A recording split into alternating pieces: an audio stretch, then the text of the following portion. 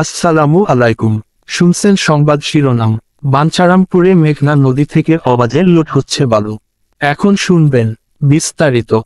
ব্রাহ্মণবাড়িয়ার বাঞ্ছারামপুর সীমানায় মেঘনা নদীর বালু অবাধে লুট হচ্ছে। নরসিংদীর রায়পুরা উপজেলার একটি চক্র অবৈধভাবে প্রতিদিন অন্তত 20 লাখ ফুট বালু উত্তোলন করছে। বালু লুটের ফলে নদীর তীরবর্তী গ্রামগুলো যেমন ভাঙন ঝুঁকিতে, তেমনি বিপুল অঙ্কের রাজস্ব হারাচ্ছে সরকার। অভিযোগ উঠেছে, নরসিংদীর স্থানীয় প্রশাসন ও নৌপুলিশকে ম্যানেজ করে দিনের পর দিন চলছে বালু লুট। এছাড়া জেলার নবীনগর উপজেলার ধরাভাঙ্গা ও জাফরাবাদ এলাকায়ও মেঘনা নদী থেকে বালু লুট করছে রায়পুরার আরেকটি চক্র। খোঁজ নিয়ে জানা গেছে, বাঞ্ছারামপুর উপজেলার মরিচাকান্দি এলাকায় মেঘনা নদী থেকে প্রতিদিন অন্তত 10 থেকে 12টি ড্রেজার দিয়ে বালু উত্তোলন করছে পার্শ্ববর্তী নরসিংদীর রায়পুরা উপজেলার একটি বালুখেকো চক্র। প্রতিদিন অন্তত 20 লাখ ফুট বালু উত্তোলন করছে চক্রটি, যার বাজার মূল্য অন্তত প্রায় 50 লাখ টাকা। গত 1 মাসেরও বেশি সময় ধরে অবাধে বালু লুট করে বিক্রি করছে ওই চক্রটি। রীতিমতো অস্ত্রশস্ত্রে সজ্জিত ক্যাডার বাহিনীর পাহারায় দিনভর চলে বালু উত্তোলন।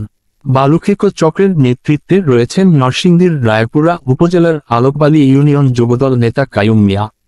তার সঙ্গে আছে স্থানীয় কয়েকজন প্রভাবশালী। অবাধে বালু তোলার কারণে ভাঙন ঝুঁকিতে রয়েছে বাঞ্ছারামপুর উপজেলার মরিচাকান্দি, কানাইগড়, উলুকান্দি ও শান্তিপুর গ্রাম।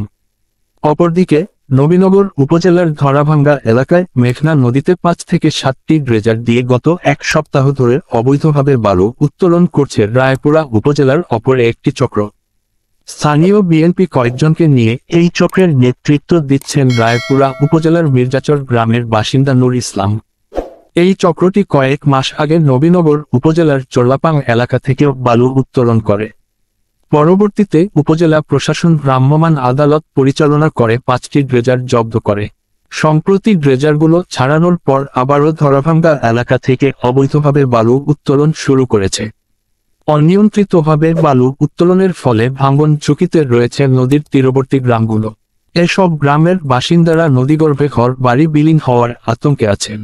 বাঞ্ছারামপুর উপজেলার মরিচাকান্দি ও শান্তিপুর গ্রামের কয়েকজন বাসিন্দা জানান, বালুখেকো চক্রটি দিনের বেলা নদীর মাঝখান থেকে বালু উত্তোলন করলেও রাতে বাঞ্ছারামপুর ভৌগোলিক সীমানার ভিতরে পর্যন্ত চলে আসে।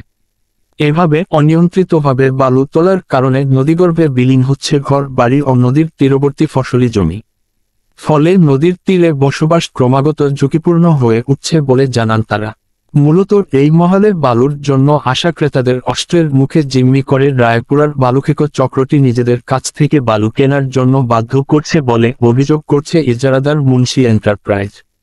এর প্রতিবাদ করায় বালুমহাল সংলগ্ন এলাকায় অবস্থিত মুন্সি এন্টারপ্রাইজের কার্যালয়ে কয়েকবার এসে হামলাও চালিয়েছে ওই চক্রটি। মুন্সি এন্টারপ্রাইজের দায়িত্বপ্রাপ্ত কর্মকর্তা মোহাম্মদ নবীর হোসেন বলেন, বৈধ ইজারাদার হয়েও আমরা নদী থেকে ঠিকমতো বালু উত্তোলন করতে পারছি না। সরকারি কোষাগারে যে টাকা দিয়ে মহাল ইজারা নিয়েছি, মেয়াদ ফুরিয়ে আসলেও সেই টাকা তুলতে পারছি না। অবৈধভাবে বালু উত্তোলনের পাশাপাশি রায়পুরার ওই চক্রটি ক্রেতাদের অস্ত্রের মুখে জিম্মি করে তাদের কাছ থেকে বালু কিনতে বাধ্য করে।